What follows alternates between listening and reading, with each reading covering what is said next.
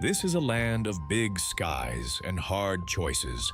The sun climbs high over the African plains, and the light falls hot and bright on grass that bends in the wind. Dust hangs in the air. In the distance, you can hear birds calling, hooves thudding, and the low rumble of life on the move. It is beautiful out here, but it is never easy. Every day is a test of strength, speed, and nerve. And somewhere in that wide, open world, hunters and the hunted are already reading each other's every move. We are stepping into a place where even a small mistake can change everything. If you love wild places like this, say hello in the comments and let us know where you're watching from. And to begin our journey, let's meet one of the most powerful survivors on the plains.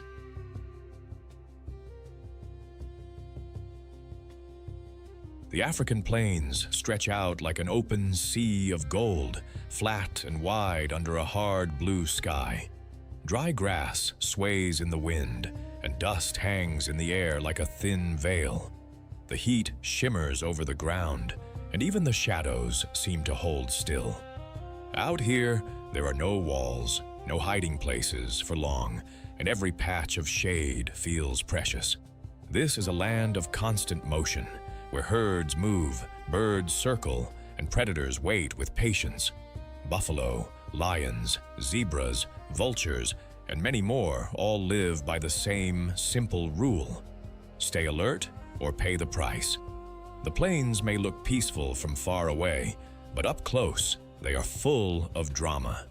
And right here, in the tall grass, we meet one of the most powerful animals of them all, the buffalo. Dusk cools the savannah, and a shadow begins to move. Rosettes ripple like broken moonlight as the ghost of the grasslands tests the wind. This is the leopard, silent muscle wrapped in camouflage, entering the savage kingdom's oldest trial. A single hunter against hunger, thieves, and the dark. Meet the African leopard, ranging across open savannas, woodlands, rocky kopjes, and even mountain forests.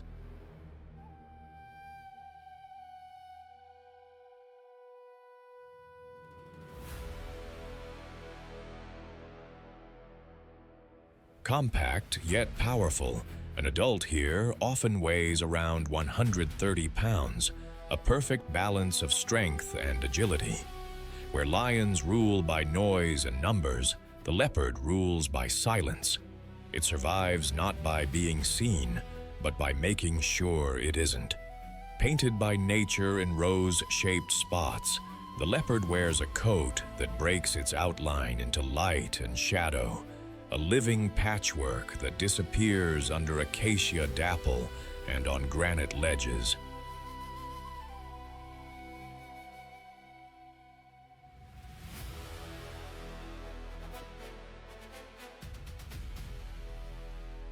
The fur runs from gold to deep tawny, pale beneath, with rosettes unique to each cat, its signature in a world with no paper.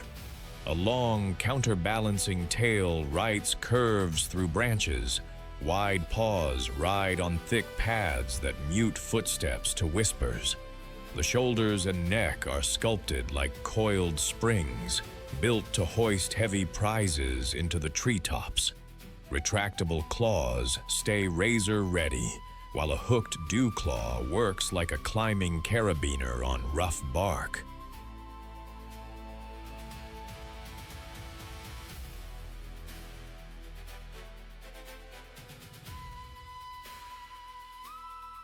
Forward-facing eyes catch faint starlight thanks to a reflective tapetum lucidum.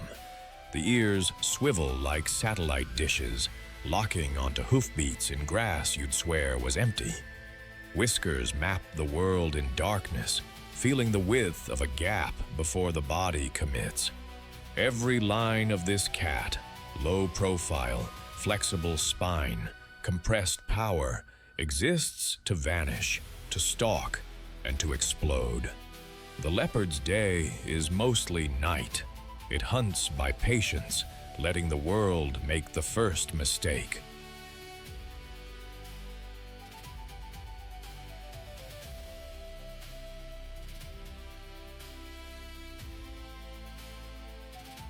A glance becomes a plan.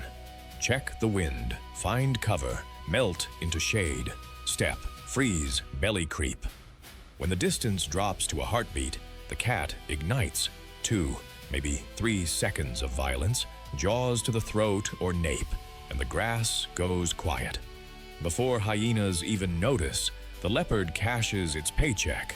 It hauls the kill skyward, threading branches with a weight many gym memberships can't deliver, sometimes twice its own. Up there, dinner cools in the starlight.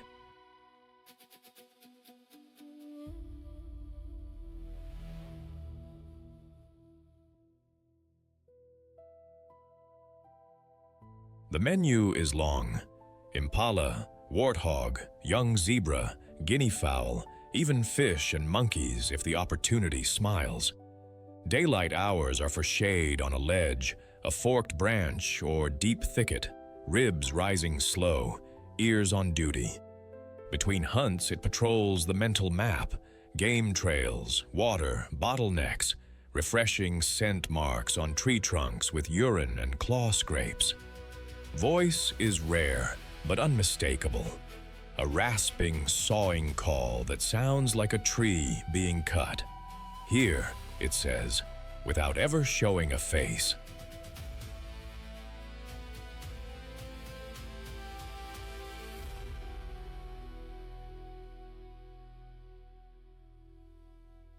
Leopards are introverts with excellent boundaries.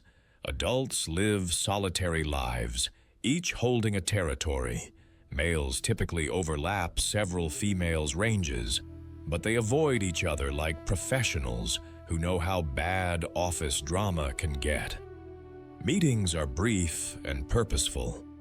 During mating, a few intense days of courtship and truce. Then it's back to quiet. Females den their cubs in caves, hollow logs, or thorn tangles, moving them often to dodge lions, hyenas, and wandering males.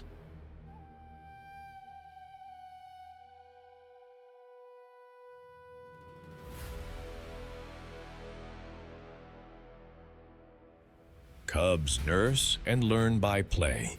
Ambushes on mom's tail, miniature stalks on grasshoppers, before graduating to drag and pounce lessons on small prey. Many don't make it. Cub mortality is high in this competitive neighborhood. Independence comes around 18 to 24 months, when a young leopard must read the land and write its own story without getting edited by a larger cat.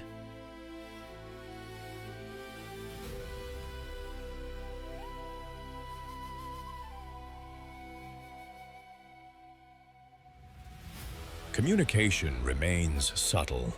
Scent, scrapes, and that saw-like cough are the living notices on this invisible bulletin board. As a versatile apex mesopredator, the leopard shapes the savannah from the shadows. It trims antelope numbers, culls weak and unwary prey, and redistributes nutrients. Carcasses cached in trees feed insects and scavenging birds below.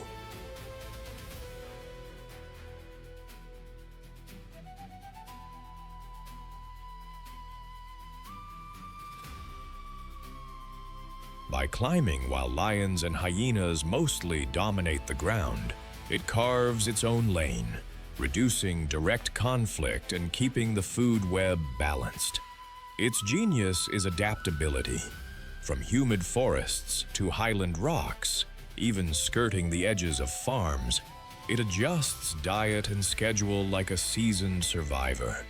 Yet snares, habitat loss, and poisoning still cut deep. The species is listed as vulnerable on the IUCN Red List, a reminder that even masters of concealment can't hide from shrinking wilds.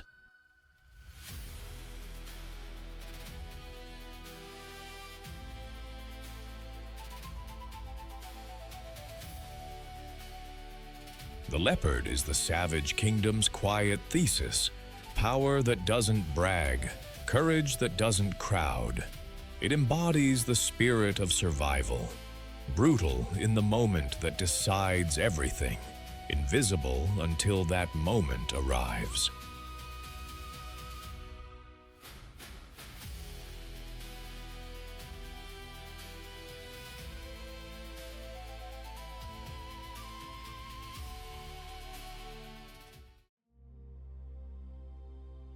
The river looks calm until the log grows eyes. In Uganda's shrinking dry season channels, meals get scarce, tempers get shorter, and the oldest ambusher on earth sharpens its patience. When the last meal is on the table, the Nile crocodile doesn't chase it. It lets hunger come to the water's edge.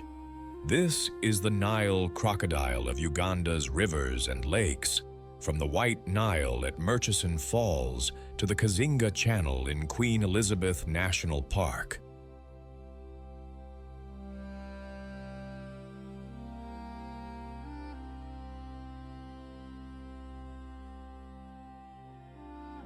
Built like a living low-profile submarine, it waits with nostrils and eyes riding high, everything else erased by glare and shadow. Its jaws can clamp with around 5,000 psi of force, enough to turn a careless sip into a final mistake. Painted by nature in olive and bronze, the Nile crocodile wears a coat of rugged scales studded with bony plates called osteoderms, armor that shrugs off thorns, bumps, and the occasional bad idea from a predator.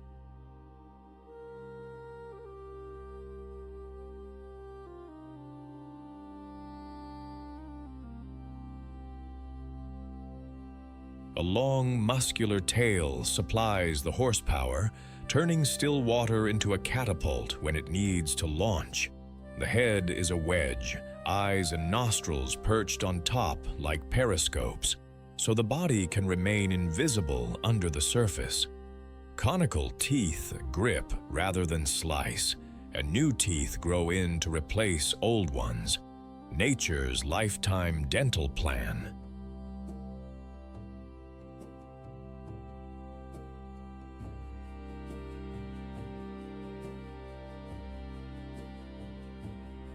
A nictitating membrane works like built-in goggles, clearing vision underwater, while a palatal valve closes off the throat so it can open its mouth without drowning. Black freckles, tiny sensory organs, dot the scales, reading the slightest ripple of a hoof step upstream.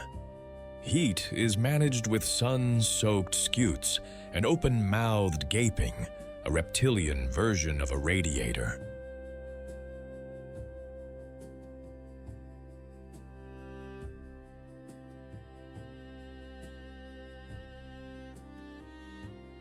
Slow metabolism, a four-chambered heart, and dive-ready blood chemistry let it hold breath for long stretches.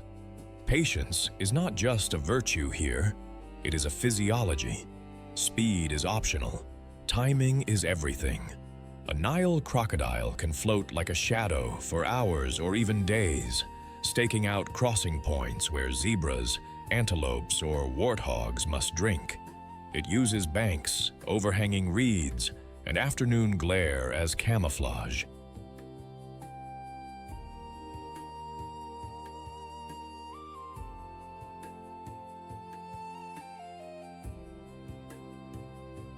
The strike is a thunderclap.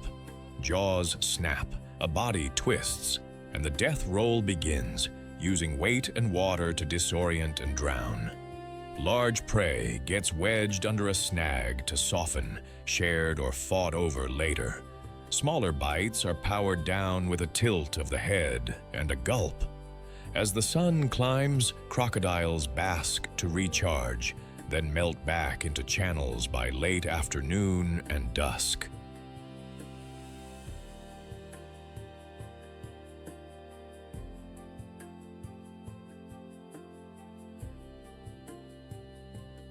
In feast times, they're picky. In lean times, the menu widens. Fish, birds, carcasses drifting downriver, even a catfish unlucky enough to surface in the wrong place. And when the river thins and the buffet shrinks, competition spikes. Crocs jaw clap, tail sweep, and shoulder in for position over a last sliver of meat, while marabou, storks, catfish, and bold monitor lizards circle like opportunists at a clearance sale. Crocodiles are solitary strategists with a social rulebook.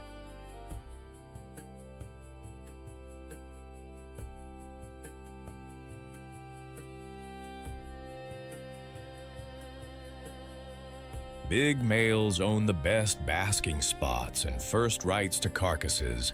Size settles most arguments before they start.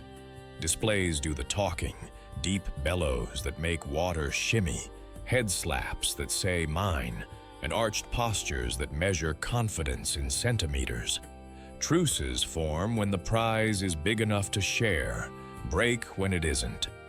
Courtship is quieter than the feeding scrum, a rumbling duet, a brush of snout, and a brief, careful tangle.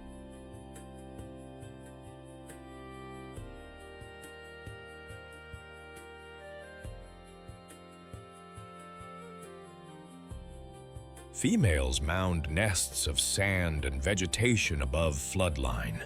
Temperature decides whether hatchlings are more sons or daughters. After roughly 3 months, the young chirp from their eggs, and mother becomes a gentle monster, carrying them in her jaws to the shallows and guarding a creche with a vigilance that would make a bouncer proud. Nile monitors raid nests. Older crocs can be a danger too. In the nursery, survival is a numbers game, and mom tips the odds.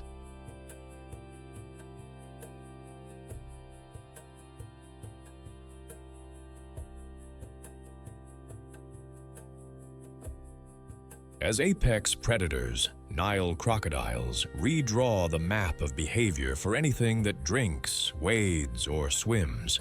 They cull weak and unwary animals, clean up carrion, and shuttle nutrients from land to water with every meal, feeding whole scavenger guilds, storks, catfish, even the microbes that turn scraps back into life. Eggs and hatchlings feed monitors and mongoose, a reminder that even a king pays into the food web.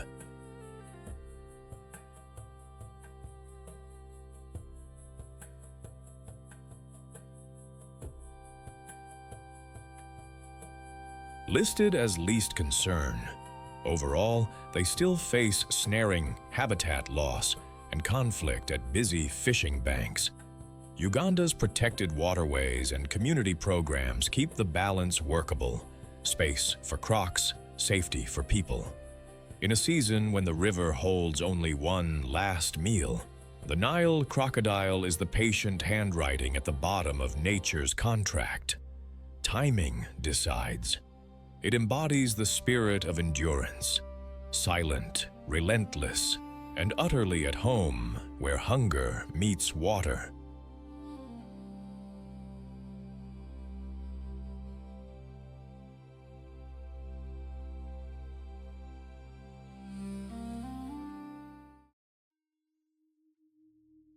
When October rain kisses the basalt, the plain turns neon green almost overnight, and the ground begins to move. Not rivers of water, but rivers of hooves, and every predator tightens its focus. This is the blue wildebeest of the southern Serengeti and the Ndutu and Undutu Basin, migration's metronome. With a soot-dark face, ragged beard, and scimitar horns worn by both sexes, it is a grazer built for distance and decisions made at speed.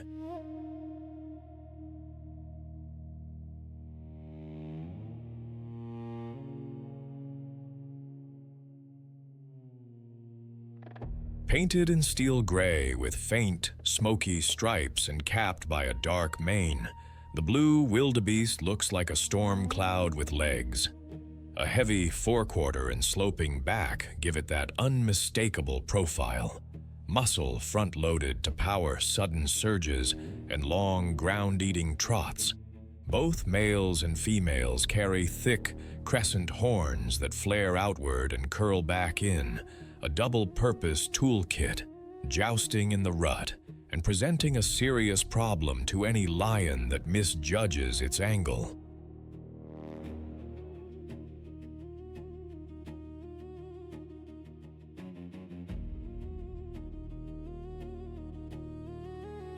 A pendulous dewlap helps shed heat when the midday sun bounces off new grass, while dense, shock-absorbing hooves drum confidently over basalt pans softened by first rains. The broad, square muzzle is evolution's lawnmower, perfect for cropping. Short, protein-rich shoots that explode after October showers. High-set eyes scan wide horizons, and ears pivot constantly, triangulating the low thunder of distant predators or the higher click of eland tendons.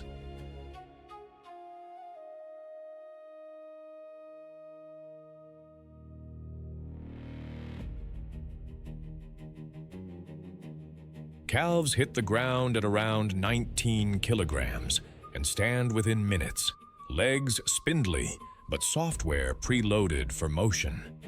Tendons and ligaments act like natural springs, storing energy to turn an entire herd into a moving wave. Built for endurance, tuned to rainfall, and armored with numbers, the wildebeest is the engine that pulls the plains back to life. One hoofbeat at a time. October rain wakes the Undutu Basin, and the wildebeest switch from survival mode to green season efficiency.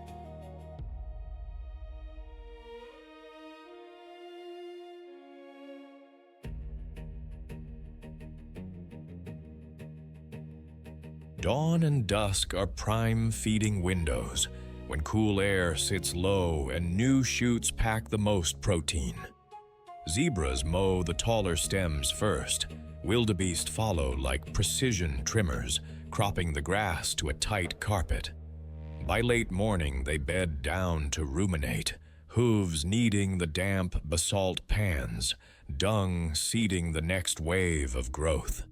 Movement is the day's other rhythm, long, sinuous columns drifting toward fresher patches, then fanning out in loose arcs as bellies fill.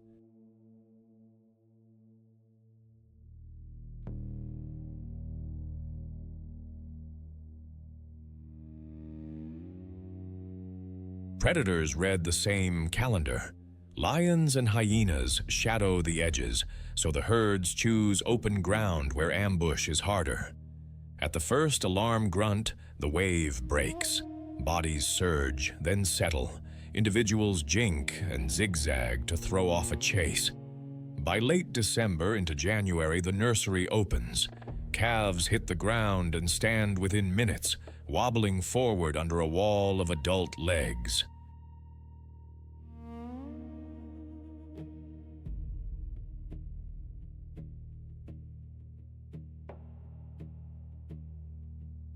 The herd slows, concentrates, and grazes tighter, every mouthful a calculation between fuel and vigilance in a landscape where opportunity and danger arrive together. Wildebeest society is fluid by design, a fission-fusion system where groups braid and unbraid from dozens to tens of thousands in a day. There is no general in charge. Direction emerges from a chorus of small decisions: who steps, who follows, who balks, until the whole line leans toward greener wind. Mothers anchor the story.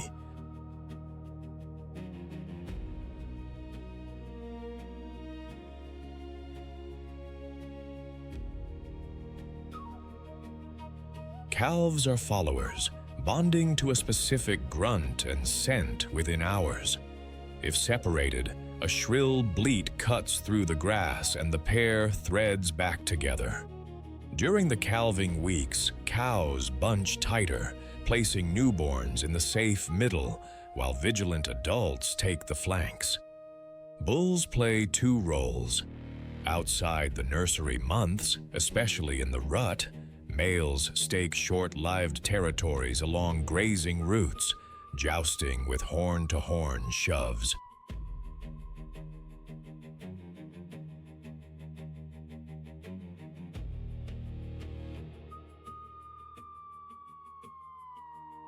In the Undutu wet season, many blend into mixed herds, adding eyes and horns to the moving fortress. Interspecies partners help too. Zebras at the front sample danger and stems. Gazelles profit from the cropped lawns behind. When predators attack, defense is mostly motion. Tight bunching, heads lowered to flash those crescent horns. Then a coordinated break that turns a million legs into confusion. It is crowd wisdom with a survival edge, perfected over thousands of seasons.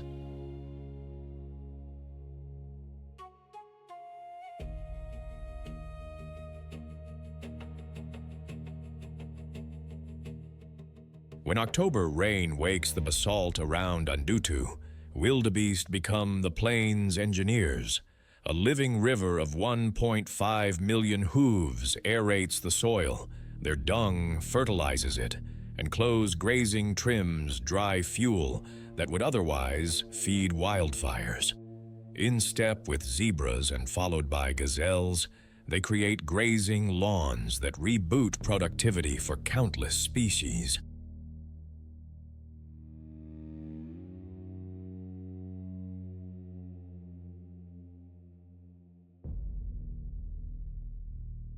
Synchronized calving in late December and January swamps predators with options, diluting risk while 19-kilogram calves stand within minutes to join the moving fortress. Energy-efficient gaits, shock-absorbing hooves, and rumens tuned to short, protein-rich chutes let them track rain with relentless endurance. Fission-fusion herding adapts instantly to patchy forage and prowling lions. Yet this engine faces headwinds, reduced Mara River flow, and shrinking grasslands.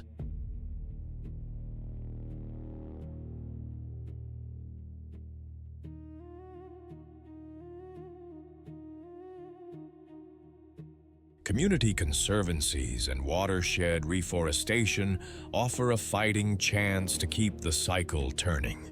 The wildebeest is the heartbeat of the migration, turning rain into motion, motion into life. Even when predators attack, their surge reminds us that resilience, not fear, drives the wild forward.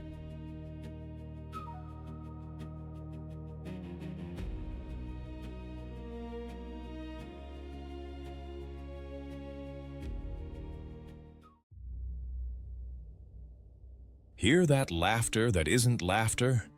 In the dust-blown dark of the savannah, a spotted hyena clan rolls forward like a rumor with teeth, heads low, shoulders high, confidence multiplied by many. This is the savage kingdom, and their currency is endurance, numbers, and nerve. Meet the spotted hyena of Africa's grasslands and semi-arid plains, from thornbush flats to acacia-studded savannas.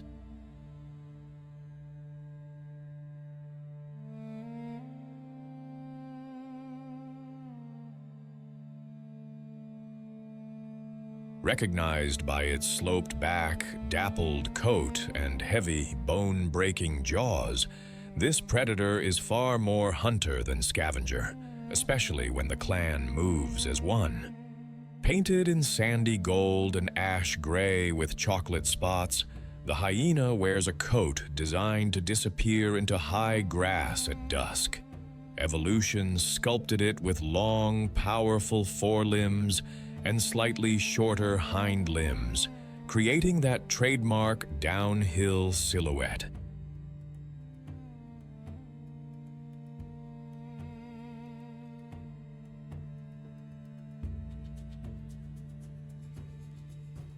A thick neck, a ridge of coarse mane, and a blocky skull announce exactly what this animal is built to do: grab, hold, and crush. Inside that skull, the jaw muscles are a masterpiece, premolars like hydraulic presses that turn the bones other carnivores abandon into dinner. Rounded ears swivel for stereo hearing, while wide-set eyes read motion at night like subtitles on the wind. Females are larger and more muscular than males, often by a noticeable margin.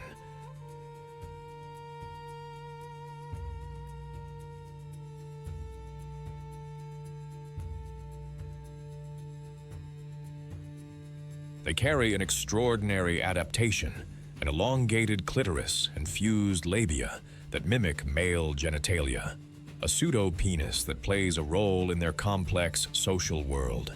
Thick skin and dense limbs shrug off kicks and horn jabs from large prey. Paw pads are built for marathon work over rough ground. Add a stomach that can neutralize nasty pathogens, and you get a carnivore that wastes almost nothing and survives almost anywhere. Hyenas thrive in the in-between, dusk, night, and dawn.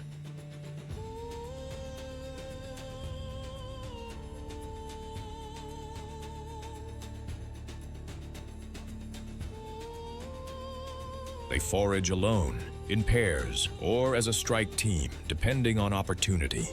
Yes, they'll scavenge, but their favorite strategy is a relentless, long-distance run that pushes big prey, wildebeest, zebra, hartebeest, toward exhaustion. Once a target tires, the clan coordinates a rotating pursuit, nipping hamstrings, switching leads, shaving away the prey's options until gravity takes over.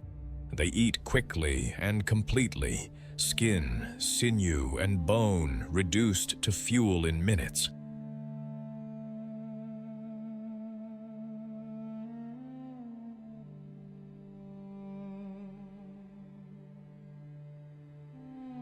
If a rival pride of lions has a kill, the hyenas run a cost-benefit analysis on the fly. Outnumber the cats, mob and harass, outmuscled, live to fight the next night.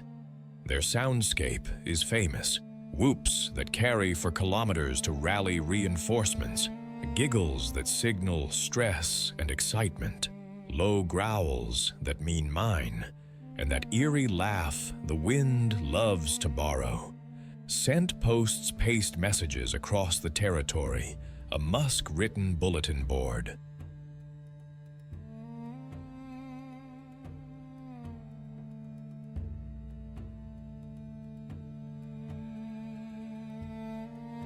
Back at the communal den, a surprising fact. Cubs arrive with eyes open and teeth already through. In the tightest litters, competition can turn savage, sibling rivalry that in harsh times can be fatal. In this kingdom, even the nursery runs on hard math. Spotted hyenas live in Physian fusion clans that can top 80 members where prey is plentiful. The system is unapologetically matriarchal.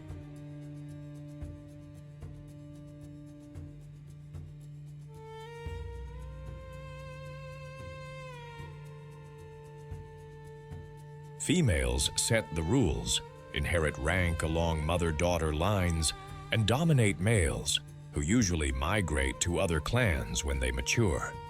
At the top is the alpha female, bigger, meaner when needed, and the final word on who eats first and who backs off. Hyena etiquette is complex. Daily reunions involve ceremonial greetings, tail flagging, sniffing, and yes, erect displays that help confirm identity and rank. Friendships matter.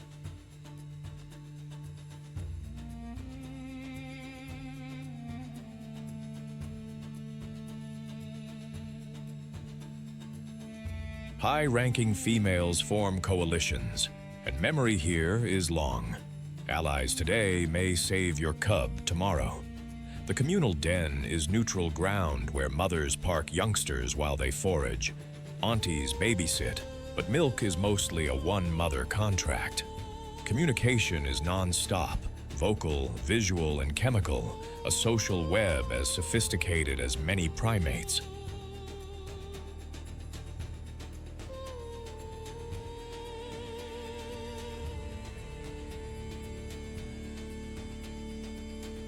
And in showdowns with lions, numbers become a superpower. Hyenas can and do push big cats off kills, though the cats return the favor often enough to keep the rivalry honest. Hyenas are the sanitation crew and shock troops rolled into one. As hunters, they trim herbivore numbers. As scavengers, they erase carcasses that could breed disease. Their acids neutralize nasty microbes like a built-in hazmat suit, and their bone-crushing returns calcium and nutrients to the land.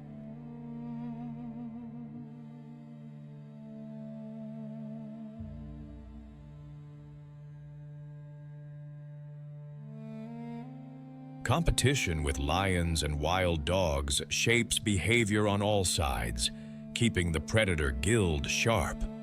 Though listed as least concern, they face snares, poisoning, and persecution near livestock. Where corridors stay open and conflict is managed, hyena empires endure. Misread as villains, spotted hyenas are really the blunt truth of survival made flesh, efficient, social, and tireless. In the savage kingdom, they embody the spirit of adaptation, unglamorous, unyielding, and absolutely essential.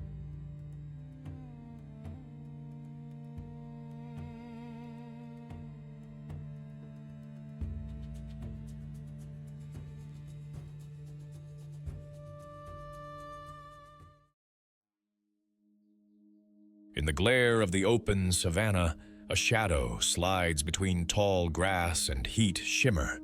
The cheetah waits, coiled spring, quiet fuse, a sports car with spots.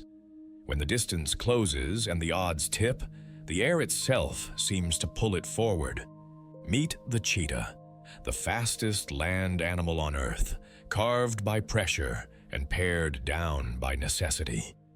From East Africa's golden plains to Southern Africa's thorn scrub, it hunts in daylight, trusting speed where others trust strength.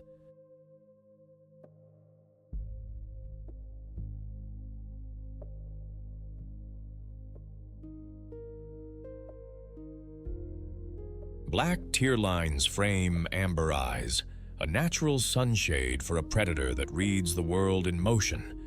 This cat is all aerodynamics and economy. A slender body, waist narrow as a bow grip, is adorned with small black spots that break its outline in grass. A deep chest houses large lungs and an oversized heart, pistons that slam oxygen through a frame built for sudden flight. The spine is a whip of springs. With each bound it flexes, lengthening the stride to 7 meters or more.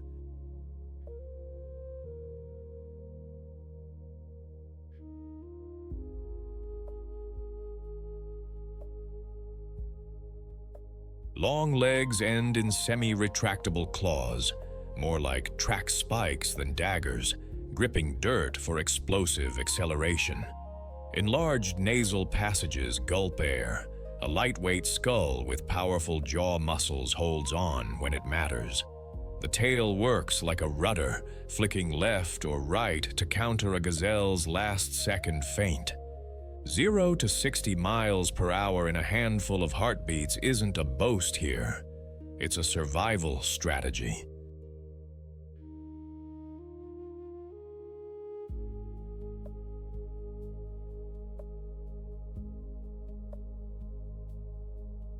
But evolution's trade-off is clear. Where lions are tanks, the cheetah is a race machine.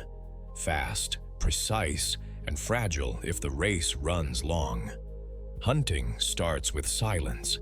The cheetah scans from a termite mound, then ghosts forward, using scattered bush and the angle of the sun to hide its approach. It aims for the gap, the calf that strays, the impala that glances the wrong way, closing to within 60 to 100 meters before the fuse burns down. Then, ignition.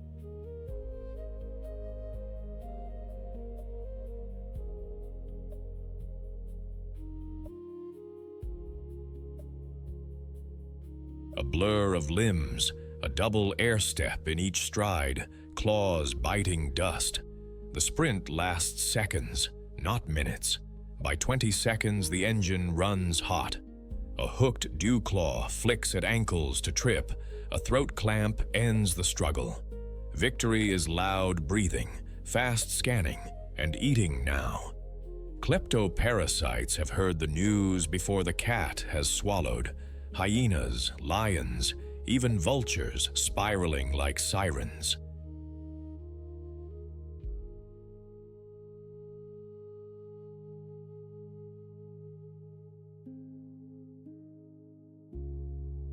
The cheetah gulps, drags, and often yields because fighting heavyweights risks the only thing it can't spare: energy.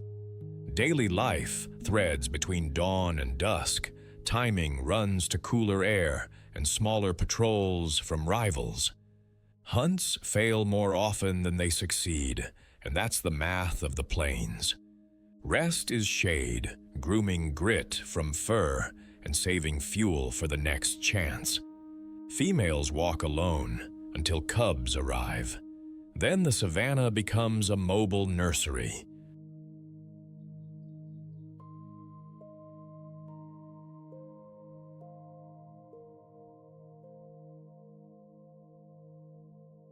She stashes newborns in woven grass layers, shifts them every few days, and cycles through a stealth routine that would impress a spy. High cub mortality is the rule. Lions, hyenas, jackals, even eagles search the same ground. At around 6 weeks, tiny shadows start following her, learning by imitation. She will stage lessons with slowed prey, letting cubs practice the sprint without the fatal bite, a teacher with no chalk and a brutal syllabus. Males play a different game.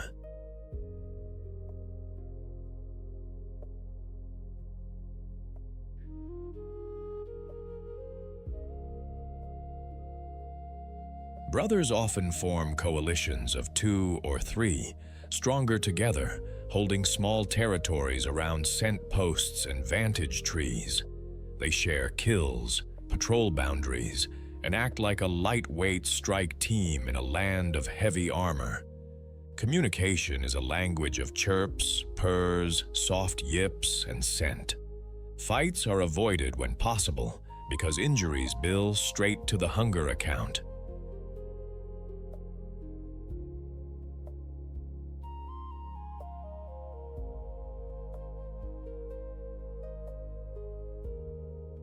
Cheetahs are specialists that keep fast-breeding herbivores honest, culling the unwary and shaping the behavior of herds.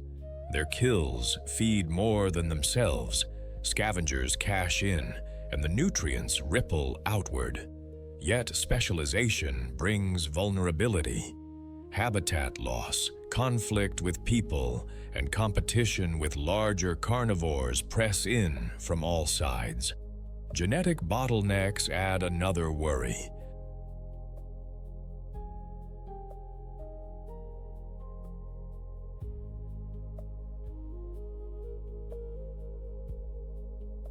The species is listed as vulnerable, with strongholds in parts of Namibia, Botswana, and East Africa, and a race against time to keep corridors open. Conservation here is strategy: space, prey, and a bit of peace so the fastest cat can just be a cat. In this savage kingdom, the cheetah is both blade and bruise, speed incarnate, and proof that mastery can be delicate.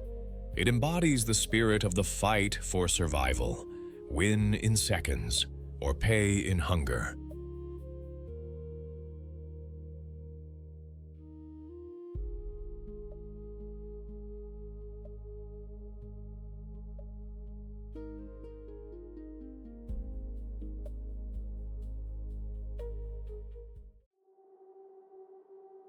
Noon hammers the savannah flat. Lions melt into shade, hyenas vanish into the grass, and the air trembles with heat.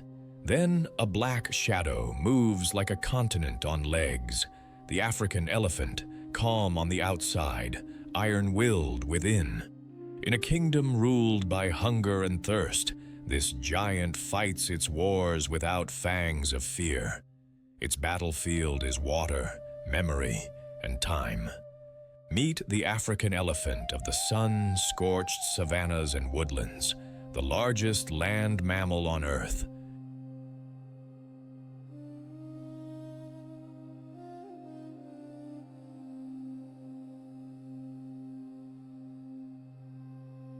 Standing up to 10.8 feet at the shoulder and weighing over 6.5 tons, it is an engineer of nature in a place that never gives gifts. Tusks can stretch past 6.5 feet, crowns of ivory that double as tools, and at the center of everything, a trunk with roughly 40,000 muscles, precise enough to pluck a single leaf, powerful enough to hoist a log. Painted the color of thunderclouds and dust, the elephant wears a suit of wrinkled armor.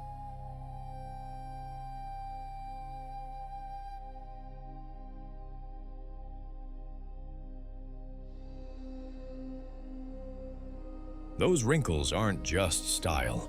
They trap water and mud, turning skin into a long-lasting cooling system and a shield against sun and parasites. Ears spread wide like sails, latticed with blood vessels that shed heat when the world becomes an oven. Each foot is a moon-sized cushion, fat pads and elastic tissue that spread weight, soften steps, and let a 6-ton animal move with the stealth of a rumor.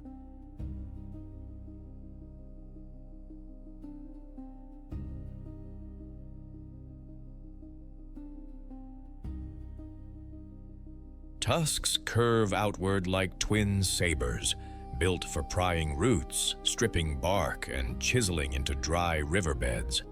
The trunk is a living multi-tool, a muscular rope tipped with 2 dexterous fingers that can sniff, touch, lift, and pour, switching from a surgeon's touch to a bulldozer's shove without missing a beat.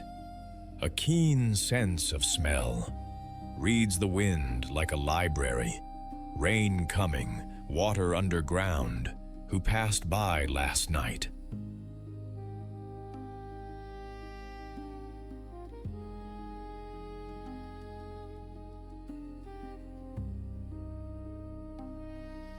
High shoulders and a sloping back carry a furnace of muscle, dense bones, and a long skull anchor that incredible trunk and tusks. Even their eyes, shaded by long lashes, are small sentries against dust and glare. Every piece is sculpted by heat, distance, and the harsh math of survival. Elephants are tireless foragers, grazing on grasses at dawn and dusk, then browsing on branches, leaves, and bark when the light softens.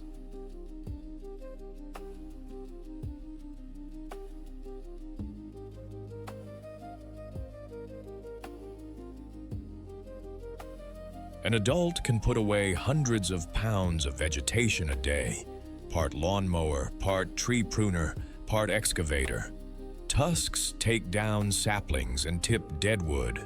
What looks like destruction is strategic landscaping. The trunk does the fine work, a twist for tender leaves, a pinch for thorns turned harmless, a blast of dust for sunscreen, a slurp of water that turns into a fountain. As heat peaks, they slow beneath shade or seek the nearest pan of mud. In the dry season, routine becomes pilgrimage.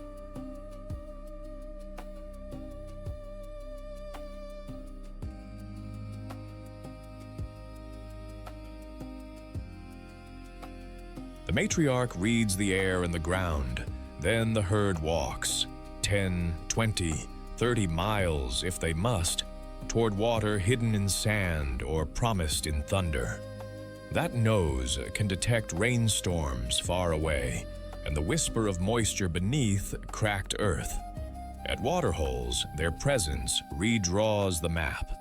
Hyenas step aside, lions calculate, everyone pays attention when the big feet arrive. Most days are orderly: feed, walk, drink, rest. But on this stage, calm is a strategy.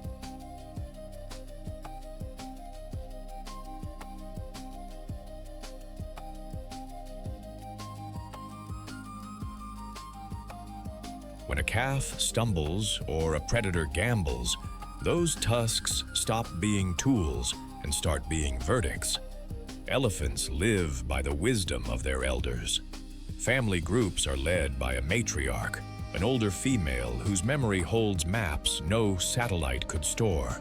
Hidden springs, safe crossings, seasonal grasses.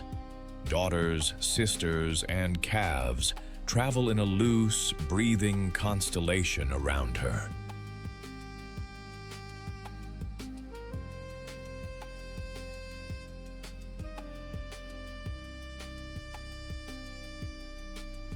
Calves nurse for years and are guarded like treasure.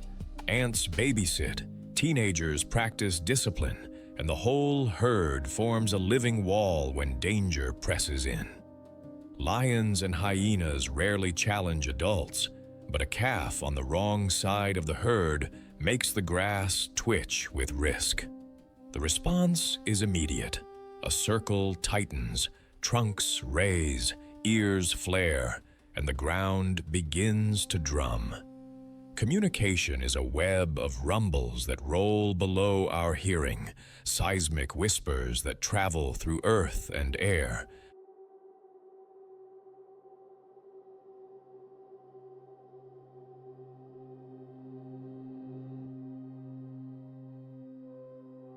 Greetings are ritual and tender, trunk to mouth, to temple, to tail. Bulls, driven by their own seasons, drift in and out, forming bachelor groups or roaming alone. When they meet, manners may turn to arm wrestling with tusks, all heft and posture. Through it all, leadership is earned in miles walked and crises remembered. Call them architects of abundance.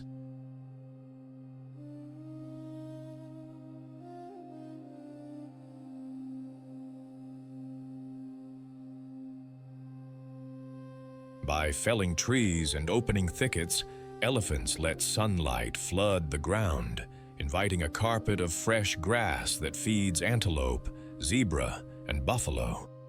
Their tusk-dug wells become relief stations for warthogs and birds. Seeds swallowed on one hillside are planted and fertilized miles away, stitching habitats together. Trails beaten by generations become highways for everything on four legs.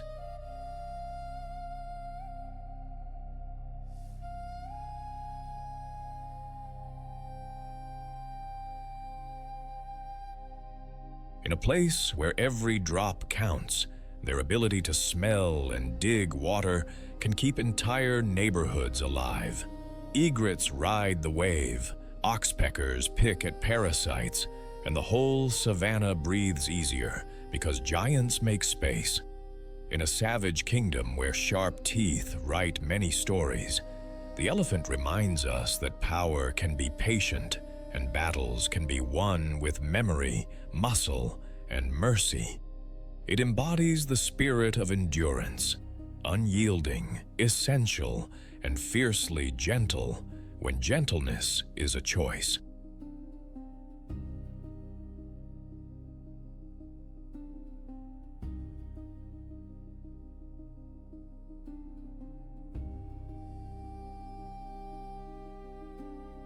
Night squeezes the riverbanks thin, and the grass becomes currency.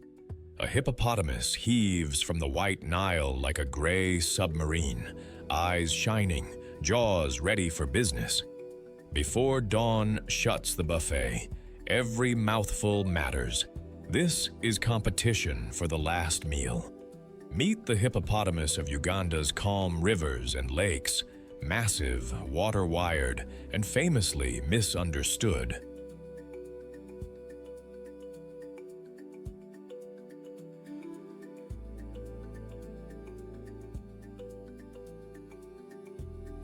In the Kazinga Channel or along the White Nile, pods, often called colonies locally, lounge by day, then rise as one when darkness cools the land.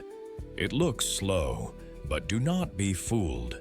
A hippo can sprint at around 30 kilometers per hour on land and move through water with startling force, making it one of Africa's most territorial and dangerous giants. Painted in slate gray and chocolate brown, the hippo is a barrel of muscle on stumpy, piston legs. Evolution's amphibious tank.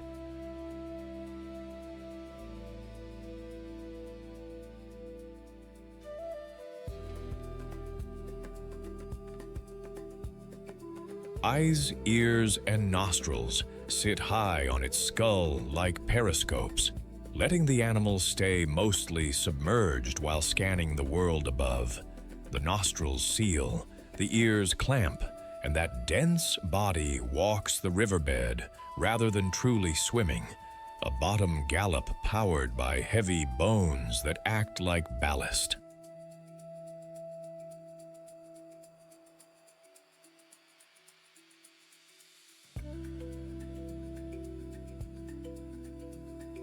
Skin up to centimeters thick is nearly hairless and constantly sweats a pinkish fluid, nature's built-in sunscreen and antibacterial film, the so-called blood sweat that prevents sunburn and infection.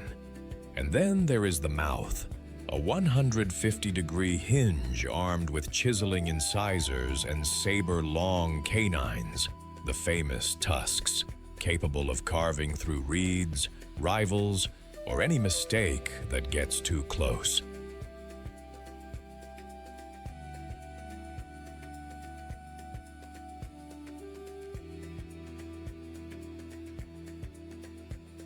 Wide lips mow grass low like a living lawn cutter.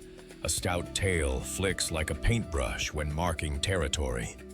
Everything here is engineered for a life between heat and water, cool by day, graze by night, and defend the precious channel in between. Daylight is for soaking, dozing, and social politics in the shallows. But when the sun dissolves, the pod rises and files out along hippo highways, polished trails through reeds and scrub to feed.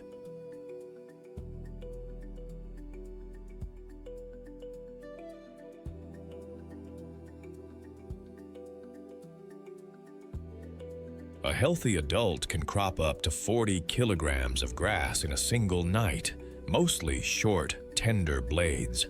They graze with heads down, sweeping side to side, moving surprisingly fast between patches. When grass thins during the dry season, the competition sharpens. Individuals push farther from the water, sometimes several kilometers, timing their return before sunrise to avoid overheating.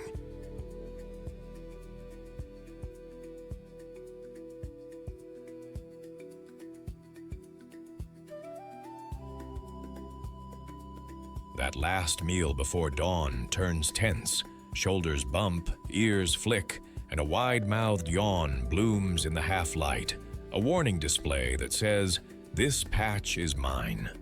On land, hippos are generally less territorial, but at the water's edge, the rules harden. A stranger blocking the path or a rival shortcutting to the river can trigger a low rumble, a dung shower boundary mark, or, if all else fails, a bone-rattling charge.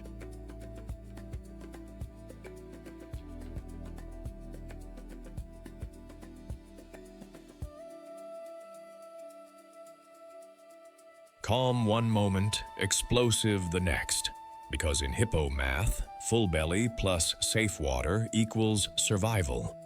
Hippo society gathers under a dominant bull who claims a stretch of river like a landlord with very sharp keys.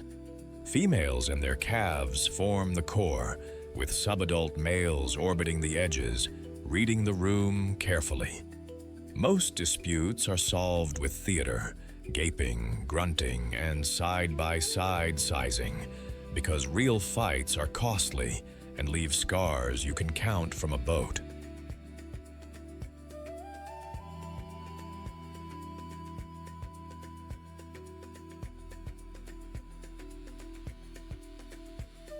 Mothers keep calves tucked along their flanks, boosting them to breathe when the shallows deepen, and sometimes parking them in loose nurseries where a few vigilant cows babysit. Communication is constant. Wheeze honks echo across the water. Underwater rumbles travel like secret messages through bone and riverbed. Come feeding time. Departures and returns feel synchronized, cohesion that reduces chaos on narrow trails. But scarcity frays patience.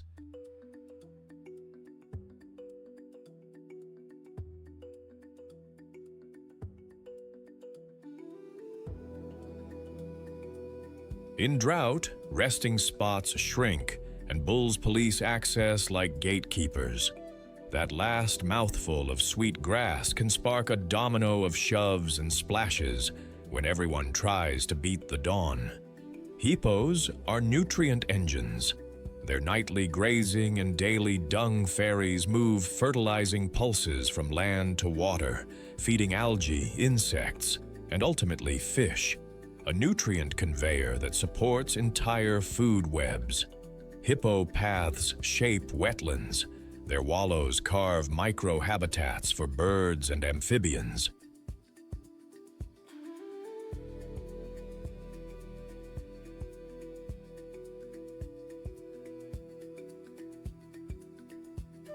Adults face few predators, though calves may fall to lions, hyenas, or crocodiles. The greatest threats are drought, habitat squeeze, and conflict with people along rivers. Though still common in protected Ugandan waters, the species is globally vulnerable, and its future depends on healthy waterways and space to graze. In the hush before sunrise, when the grass is short and the stakes are high, the hippo embodies quiet urgency, power tempered by routine.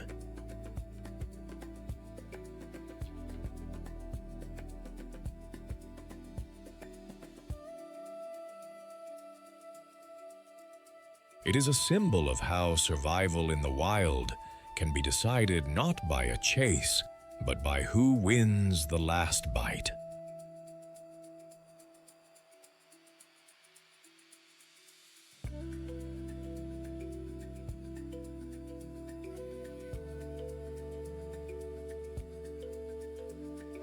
Dust hangs in the evening heat as the lions of Uganda step from the grass like living embers. Ahead, a wall of Cape buffalo lowers its horns, and the savannah holds its breath. This is the competition for the last meal: strategy versus muscle, patience versus thunder.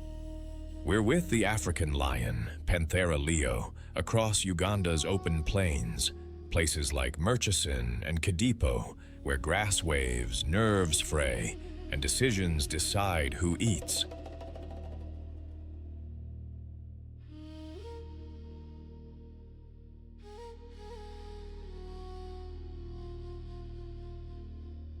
The lion is Africa's only truly social big cat, a hunter that trades solitude for teamwork. One look sets it apart. The male's mane, a storm cloud of hair. The lioness, sleek and purposeful, every line built for the job at hand. Painted in tawny gold that mirrors dry grass, the lion is sculpted like a sprinter who learned to wrestle. The forequarters are heavy with muscle, the shoulders lifted, the neck thick, perfect for grappling prey that fights back.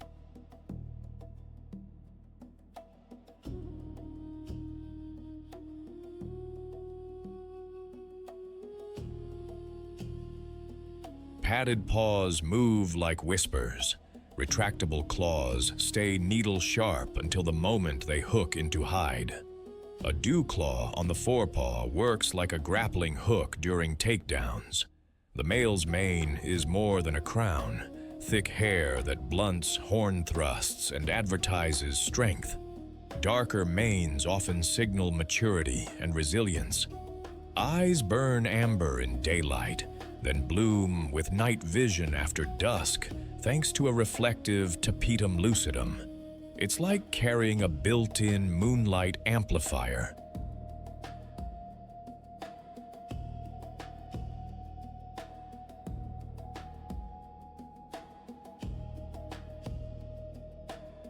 Whisker spots map unique IDs, a social barcode for pride life. Inside the mouth, backward-facing papillae on the tongue rasp meat off bone like nature's grater. A flexible spine and long stride deliver short, explosive sprints. No marathoner here, just a ruthless 60-meter specialist. Heat is a constant opponent, so lions pant, seek shade, and hunt the cool margins of day and night to keep those engines primed.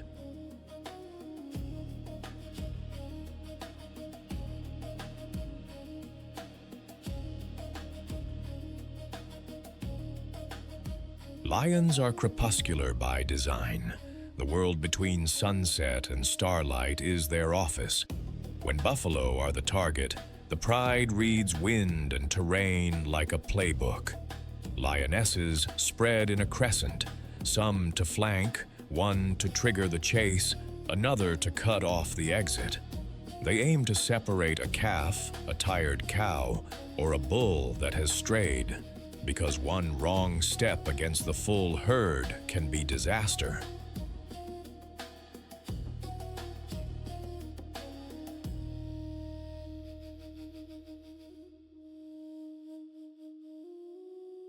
If opportunity flares, they surge.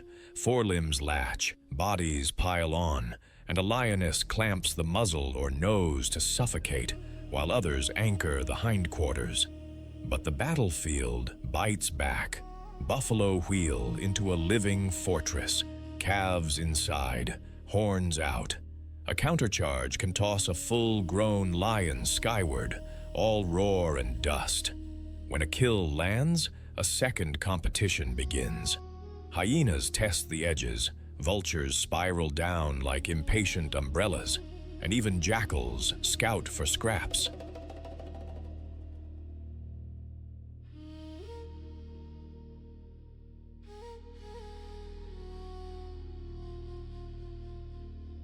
The pride drags the carcass to cover, eats fast, and defends harder, gulping tens of pounds in a sitting, then cooling off in the grass with bellies like drumheads, knowing the night still keeps score.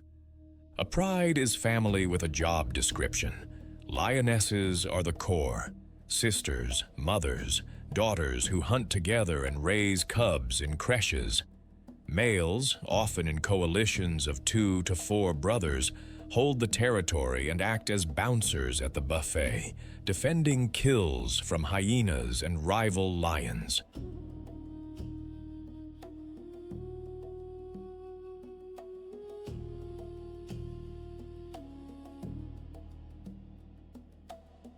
There's a feeding order, adult males first, then lionesses, then cubs, though mothers will bulldoze etiquette to get milk into hungry mouths.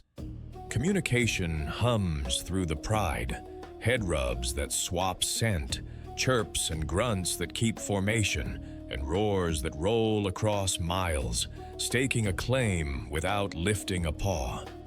New males mean danger for cubs. In a harsh calculus, takeovers can bring infanticide, followed by a rush to mate and reset the pride's future.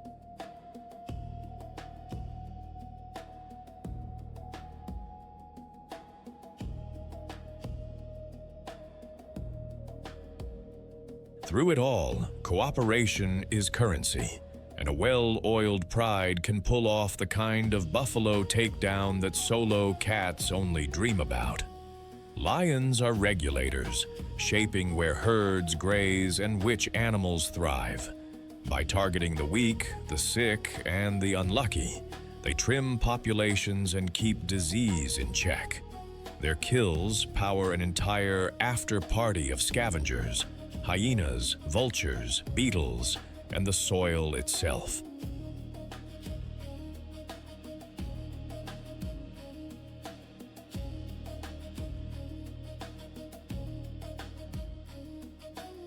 Cooperative hunting is their superpower, an evolutionary bet that pays off against giant prey. Yet they walk a narrowing path. Human-wildlife conflict, snares, and shrinking habitat press their numbers. Listed as vulnerable, they survive where protected corridors, community support, and vigilant rangers hold the line. In the hush before the charge and the clash after the kill, the lion embodies nerve, unity, and necessity.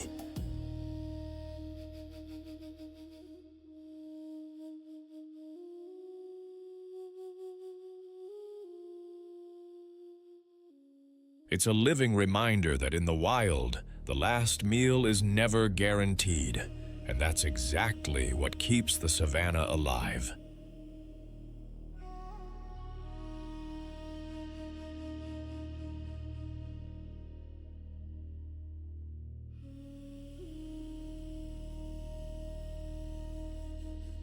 Twilight slides over the savannah, and a slim shadow glides in on silent paws.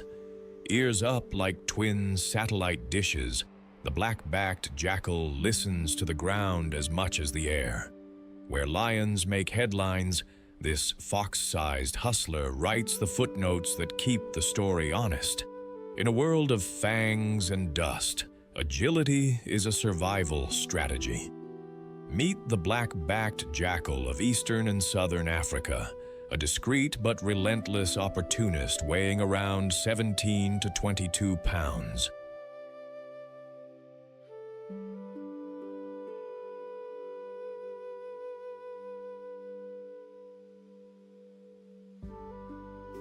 You'll spot it by the glossy black and silver saddle painted across russet shoulders and flanks, and a tail tipped in ink. It moves with light, careful steps, never wasting energy, always calculating odds. Nature stitched this jackal for efficiency. That dark, silver-flecked saddle rides a lean, coppery body, a cloak that breaks up its outline in tawny grass and moonlit scrub.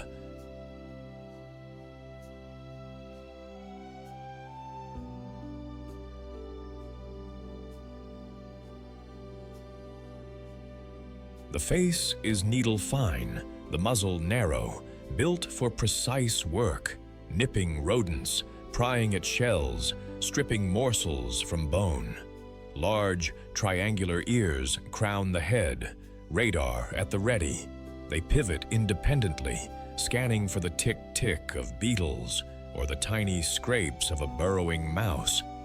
Those ears also act like thermal vents, bleeding heat in the noon blaze.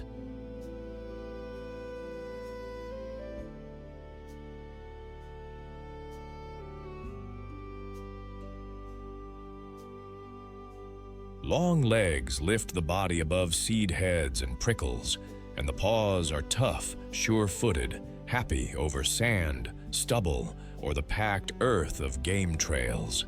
The tail is a balancing pole with a clear black tip, a punctuation mark that helps family members keep visual contact in low light. Teeth are honest carnivore tools, sharp canines for gripping, scissor-like carnassials for slicing, backed up by a jaw stronger than its size suggests.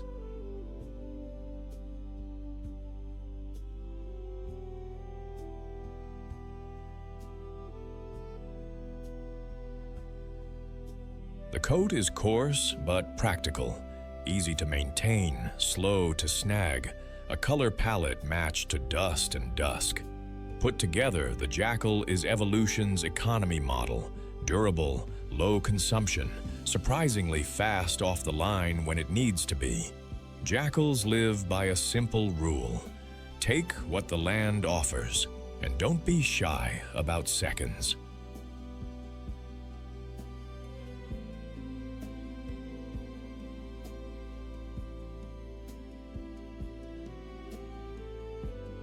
They are omnivores with range, hunting mice, gerbils, and hares, raiding bird nests for eggs, snapping up beetles and termites, and padding into fruiting shrubs to swallow figs and berries whole. When the big cats finish dinner, the jackal clocks in as the night shift, tidying the scene and extracting every last calorie from sinew and scraps. It's the savannah's mobile cleanup crew, a garbage disposal with legs.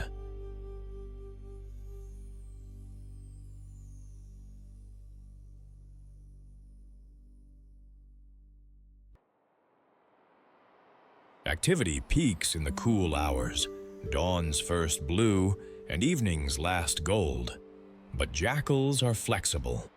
On quiet days, they'll trot at midday in open ranchland. Where lions and hyenas prowl, they melt into the shadows and let their ears do most of the work.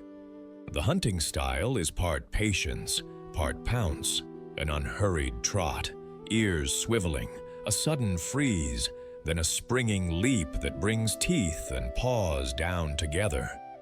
Find too much food? They cache it, burying pieces for leaner nights.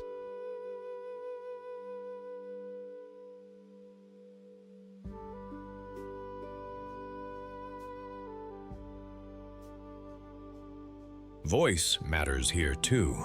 Pairs duet in sharp yips and long quivering howls that say, "Home's taken, move along." At the campfire edges of human life, a jackal might ghost through for peelings or spilled grain, as adaptable as any city superhero wearing a cape of dust. Despite the solo mystique, black-backed jackals are team players where it counts. Most live as monogamous pairs that defend a territory with scent posts, scat sign, and those unmistakable yip howls.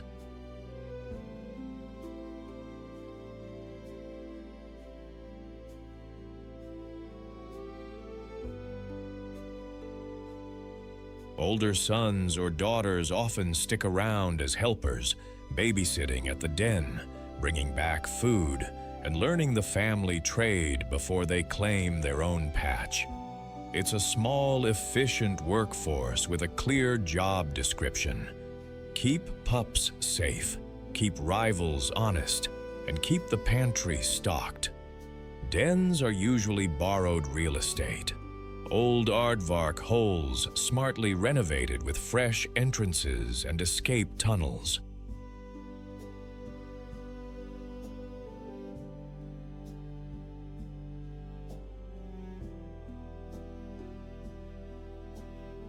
Pups arrive after roughly 2 months of gestation, bundles of dark fuzz that grow into swift, copper-backed shadows by the time the rains turn grass into walls. Both parents' provision. They gulp food, trot home, and gently deliver dinner with a nudge and a gag. At carcasses, jackals play chess, not checkers, feinting in, dodging hyena shoulders, snatching a prize and vanishing. With African wild dogs, they keep their distance. With lions, they read the wind and the whiskers and wait.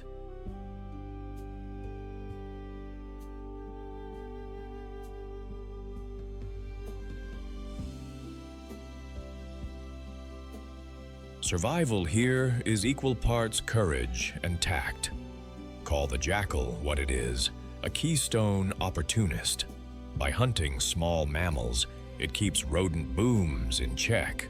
By scavenging, it cleans the landscape, slowing the spread of disease. Seeds swallowed with fruit travel in a furred courier service, sprouting where droppings fall. This nimble mesopredator has thrived alongside giants by being everything the giants are not. Quick to adapt, quick to move, quick to change plans.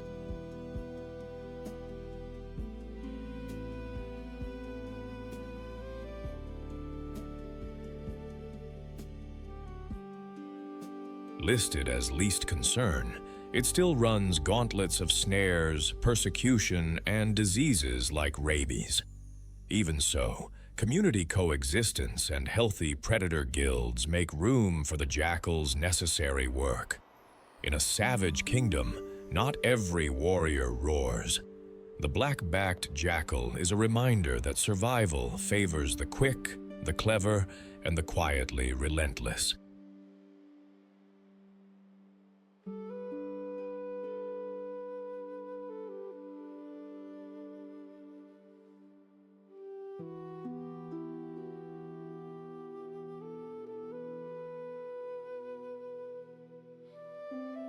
Dust lifts off the savannah like breath from a sleeping giant.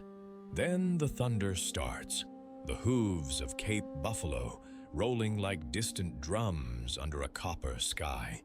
In a realm where teeth write the rules, these herbivores answer with a wall of horn and a plan.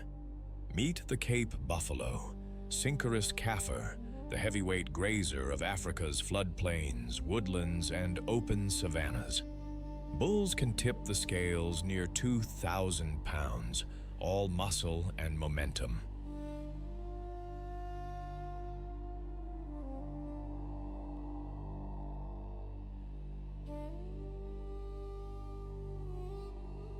Their signature armor is the boss, horns fused at the base into a helmet of bone, turning foreheads into battering rams. When trouble finds them, they don't just run. They reorganize into a moving fortress.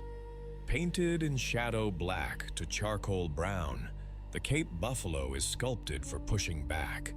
The body is a tank, deep-chested, with a heavy neck and a ridge of muscle along the shoulders. Ears droop like frayed flags, nicked by thorns and old arguments.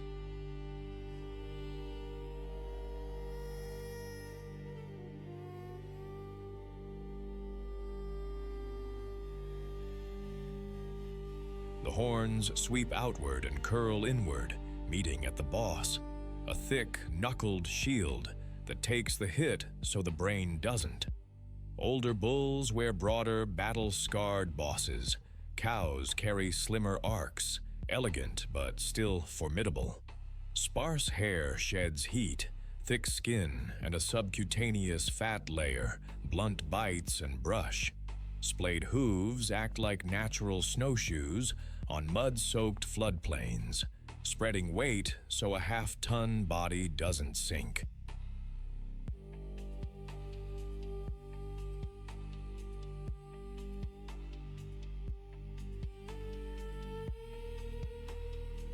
The wide muzzle and prehensile lips harvest coarse grasses, while a four-chambered stomach turns tough cellulose into fuel, evolution's blender and battery pack in one. Side-set eyes give panoramic vision. Sound and scent do the rest, reading lions with the breeze. Mud is their armor and their spa, cooled backs, smothered ticks, and a fresh coat for the next round. Buffalo are bulk grazers, mowing through swathes of thatch that daintier eaters ignore.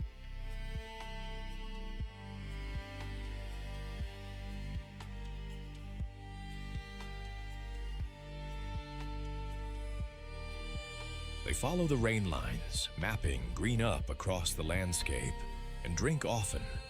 Water anchors their days. Dawn and dusk are prime time. Cooler air, better grass, fewer flies. Midday brings shade, cud chewing, and a wallow or two that turns skins slick with clay. Oxpeckers hitch rides, picking at ticks and sounding alarms with sudden chatter and wing beats. They move like weather fronts, steady, organized, and impossible to ignore.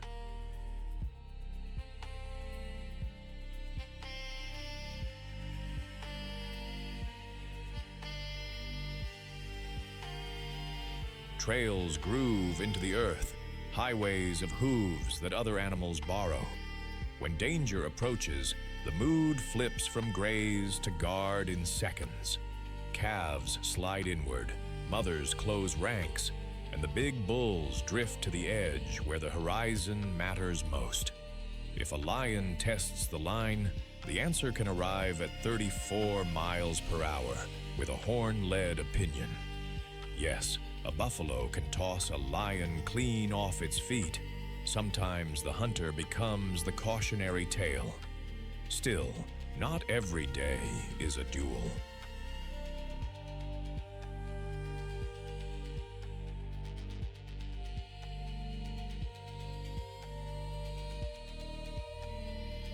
Most days are grass, water, and the slow, deliberate choreography of staying alive.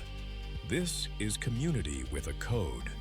Herds can number from a few dozen to several hundred, even thousands when conditions are right. Cows and their calves form the core, guided by experienced females who remember where water holds out and which crossing points end badly. Bulls orbit, sometimes in bachelor bands, sometimes embedded as living shields.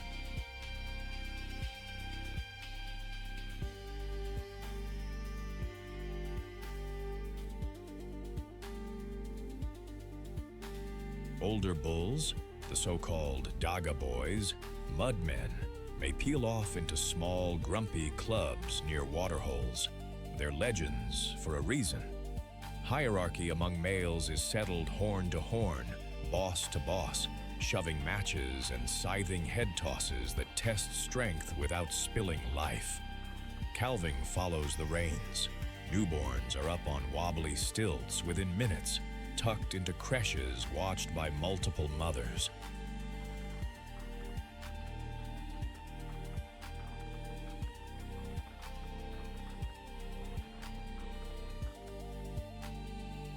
Communication is a vocabulary of grunts, coughs, and low bellows. A lifted chin or a tail twitch can turn the herd. And when predators make a grab, buffalo do something most prey never dare. They counterattack. They've rescued calves, steamrolled ambushes, and escorted big cats to the exit with unambiguous enthusiasm. As living lawnmowers, buffalo keep grasses trimmed and vigorous, cycling nutrients and shaping plant communities. Hooves aerate soil, dung seeds the next generation of green.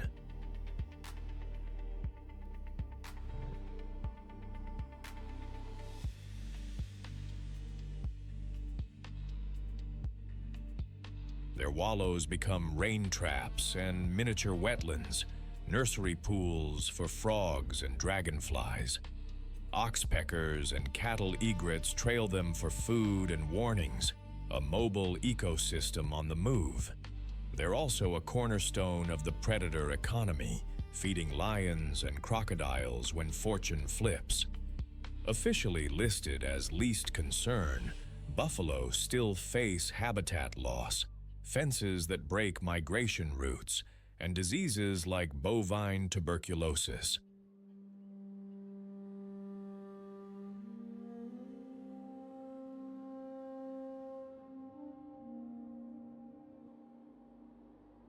What protects them best is what defines them: numbers, cohesion, and a boss built like a helmet. In a savage kingdom where survival is negotiated daily, the Cape buffalo is proof that unity can look like power. It embodies resilience, the kind that stands shoulder to shoulder and refuses to blink.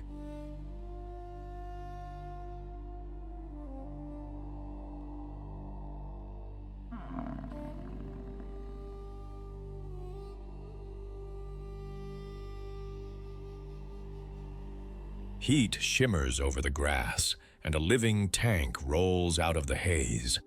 The rhinoceros doesn't sneak. It declares itself, head high, horn forward, a relic with a heartbeat. In a realm where arguments are settled by weight and will, this is the battering ram of the savannah. One wrong move near a mud wallow, and 5,000 pounds can turn the ground into thunder. Meet the rhinoceros of the African savannah, most commonly the southern white rhino across bushveld and open grasslands.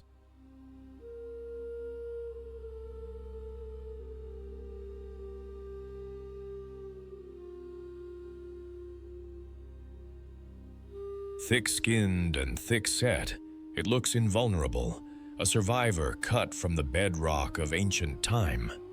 Unlike social elephants, rhinos lean solitary, drifting between shade and pasture with the confidence of a heavyweight who knows nobody wants to test the reach of that horn. A rhino wears its past like armor. The hide is slate gray and deeply grooved, a mosaic of plates and seams that looks forged more than grown.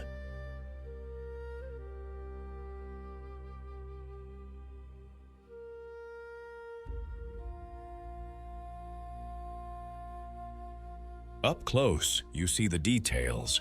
Scarred skin polished by mud, a dusting of pale soil that acts like natural sunscreen, and a horn sculpted from keratin, the same protein as our hair and nails. That horn can grow astonishingly long, up to about 5 feet in exceptional cases, tapered like a spear and anchored by dense fibers that absorb and deliver force. Small eyes sit forward on a broad skull, but the ears are the stars, tall, cupped, and constantly swiveling, catching whispers the eyes might miss.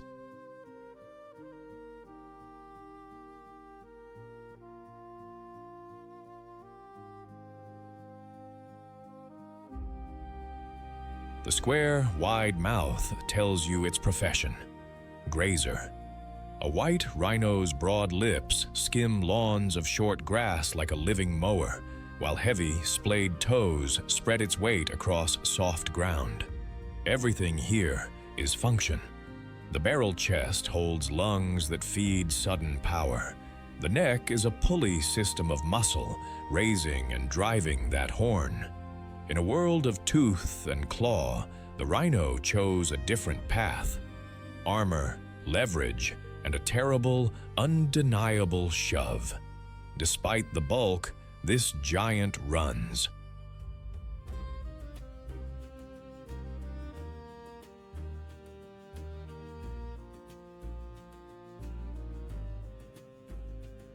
Threaten it or confuse it, and a rhino can explode to 31 miles per hour, a gray lightning bolt that can flip a jeep in rare, tragic encounters when boundaries blur. Yet most days are quieter. Dawn and dusk are mealtimes, cool hours spent cropping grasses and drifting between patches like a slow tide. Midday heat drives it to shade or a beloved wallow, where it rolls with the clumsy joy of a boulder learning to swim.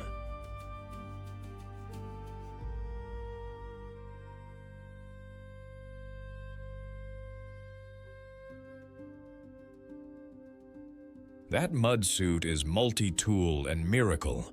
Cooling system, parasite shield, sunblock, even a social cologne when dried flakes carry a scent signature down the breeze. Vision is modest. A rhino might not notice you until you shuffle or speak. Smell is its superpower. It reads paths like a newspaper: who passed, how long ago, what they ate. Dung middens mark territory and broadcast status, a communal message board where every deposit means something.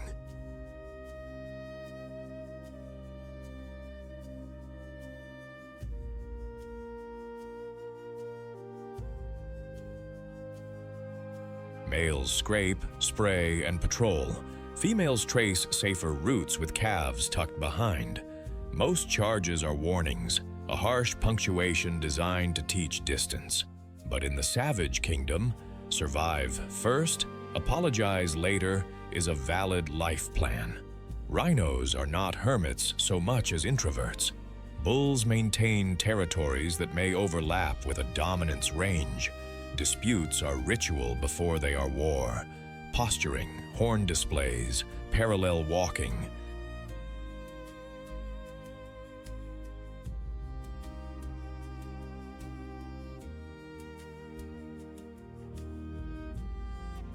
When it escalates, horn meets horn, and the hide earns its keep.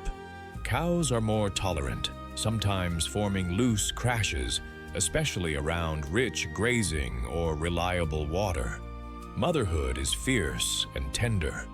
A calf shadows its mother like a moon follows a planet, learning routes to water, how to find the right mud, how to place a foot before it places a panic. Vocalizations, snorts, squeals, breathy honks carry simple messages.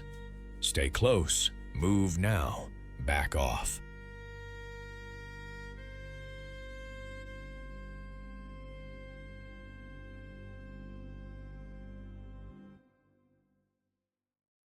Oxpeckers ride shotgun, plucking ticks and sounding alarms with chattering calls. Predators rarely test an adult, but hyenas or big cats may risk a calf. That's when a 5,000-pound rebuttal ends the debate. As mega-grazers, white rhinos manicure grasslands, keeping swards short and nutritious for antelope, zebra, and even young buffalo. Their trails channel rain, their middens fertilize, and their wallows become seasonal ponds where frogs sing and birds congregate.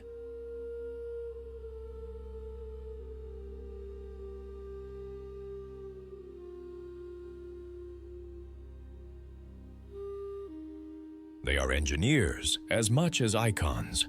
Evolution armed them with keratin weaponry, swivel ear radar, and a metabolism tuned to bulk forage, perfect for open savannah. The true test is modern. Poaching and habitat loss press hard, yet protection programs, dehorning in some reserves, and community conservancies have lifted the southern white rhino from the brink, though it remains near threatened and never far from danger.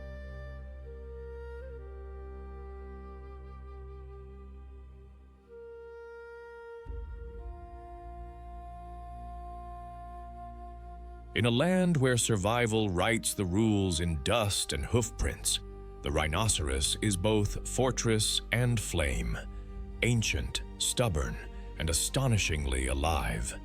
It embodies the spirit of the savage kingdom. Fight when you must, endure always, and carry tomorrow on your horn.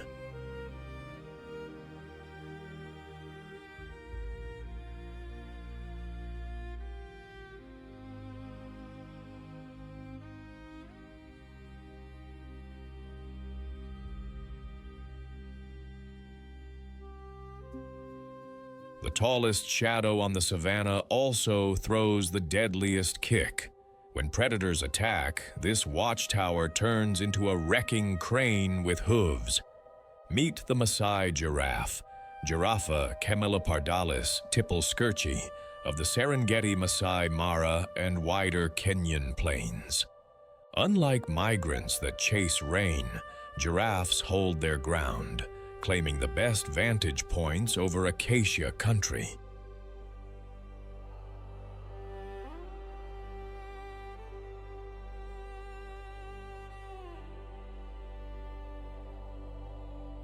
Sculpted for altitude, a mature male reaches about 5.5 meters, eye level with acacia crowns and well above trouble. Its coat is painted in jagged oak leaf patches, dark chocolate islands on tawny seas, each pattern as unique as a fingerprint, and beneath many patches, a web of vessels acts like thermal windows to dump heat. The neck is a marvel of familiar parts stretched to the extreme, 7 elongated vertebrae anchored by a powerful nuchal ligament that counterbalances the head.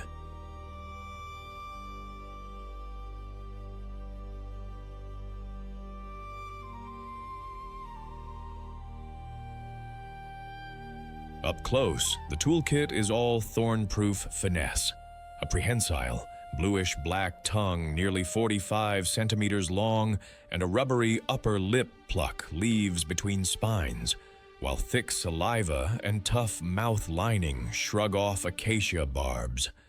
Tufted ossicones crown the skull, thicker and more worn in males, doubling as sparring gear during necking bouts. Long piston legs end in dinner plate hooves, delivering kicks that can shatter a lion's ambitions.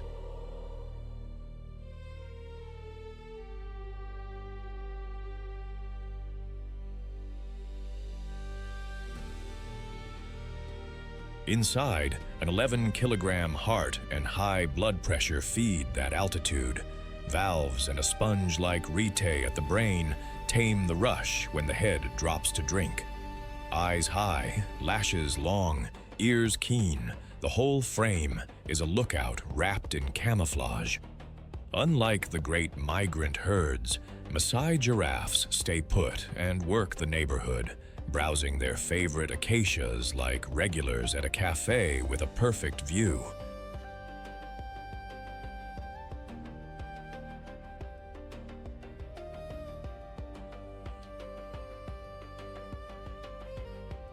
Dawn finds them ghosting between thorn crowns, black-blue tongues threading past spines to pinch new leaves, then pausing to ruminate.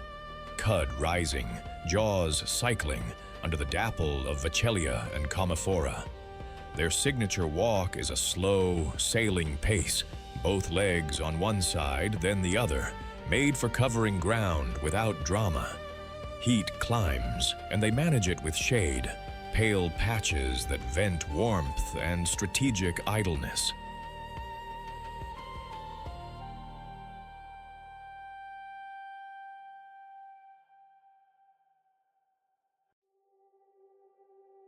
Water is optional. Juicy foliage keeps them hydrated for days. But when they do drink, the tripod, forelegs splayed, neck dipping, turns a skyscraper into a vulnerable fountain, so one watches while another drinks. Oxpeckers ride shotgun, plucking ticks and shouting heads up in feathered Morse code. And when predators attack, the switch flips, heads snap high, the column wheels, and those dinner plate hooves cut the air. A well-placed kick can turn a lion's charge into a rethink.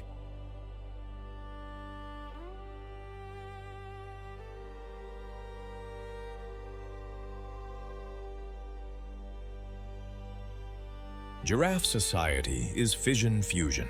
No rigid herds, just loose, polite traffic that braids and parts across the same home ranges. Females anchor the map, often gathering in calm nursery groups where calves nap and play, while mothers browse in rotation. Daycare with hooves. Calves drop 2 meters at birth, then stand within an hour. Their first year is a gauntlet where vigilance and a towering escort means everything. Males run bachelor cliques or drift solo, testing the wind for opportunity.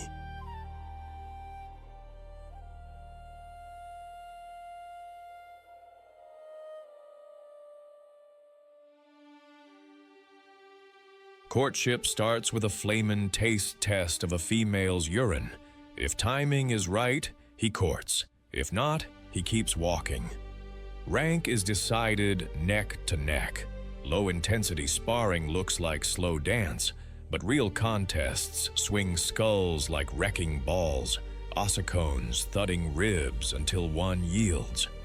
Communication is subtle, snorts, huffs, and a low nocturnal hum that seems to stitch the group back together by night.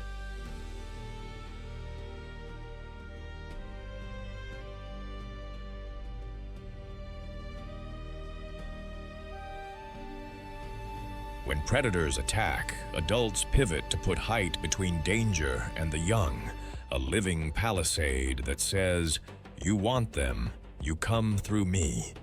Resident, not migrant, the Maasai giraffe reshapes its neighborhood day after day, By browsing high in acacia crowns, it prunes trees into umbrella shapes, triggers fresh leaf flush, and spreads seeds in well-fertilized packets, gardening the savannah from 5.5 meters up.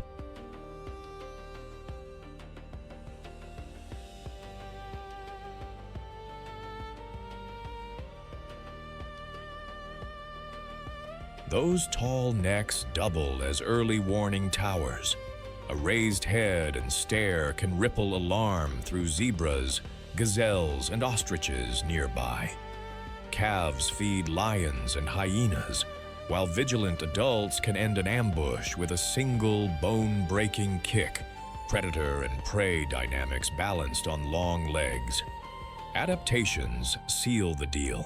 A 45-centimeter prehensile tongue, thorn-proof mouth, an 11-kilogram heart with pressure-taming valves, and a cranial reti, and heat-dumping oak leaf patchwork skin.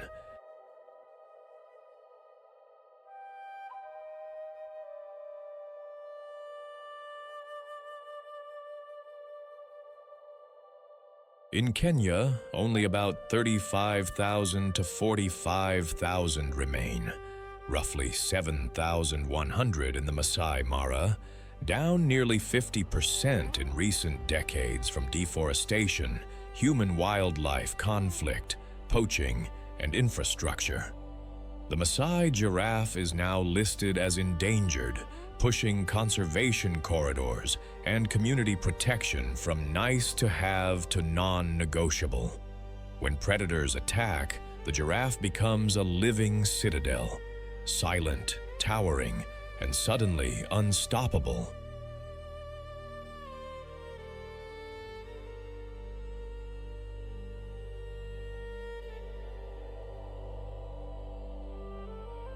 It stands as a symbol of composed power and fragile abundance, reminding us that saving height on the horizon is saving hope for the plain.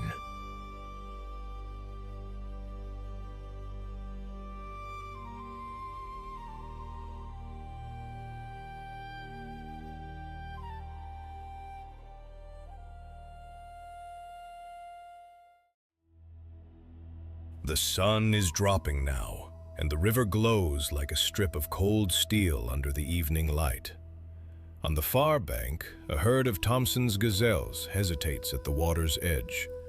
They can hear the splash of hippos, the low grunts of buffalo, and the rough call of birds settling for the night. Then one gazelle steps in, another follows. The crossing has begun. But the river is never just a river here. It is a test. It is a trap. In the tall grass along the bank, lions are already moving, not rushing, waiting. Their bodies are low and still, like shadows with eyes. One lioness slips closer to the reeds, another circles wide. They know what the herd will do. They know the weakest animal often lags behind. The gazelles enter the water fast, legs churning, heads high. The current pushes at them. The stones underfoot shift and slide. A young gazelle stumbles for just a moment, and that is all the lions need. Suddenly, the grass erupts. A lioness lunges from the bank. The gazelles scatter in every direction. Water flies, hooves strike hard. One animal veers left, then right, trying to find a path to safety. Another bounds back toward shore, only to meet another hunter cutting across the exit. The whole scene turns wild in an instant. Across the river, crocodiles begin to stir as well, their eyes just above the surface, waiting for any mistake in the chaos. The gazelles have no time to think, only run, only survive. The lions press forward with fierce timing, trying to separate one animal from the rest. The herd keeps moving, splashing through the shallows, and at last, the luckiest ones break free and reach the far bank in a blur of dust and breath. The hunters do not all win. They rarely do. But that is the truth of this place. Every crossing is a gamble, and every survivor carries the story forward just one more day.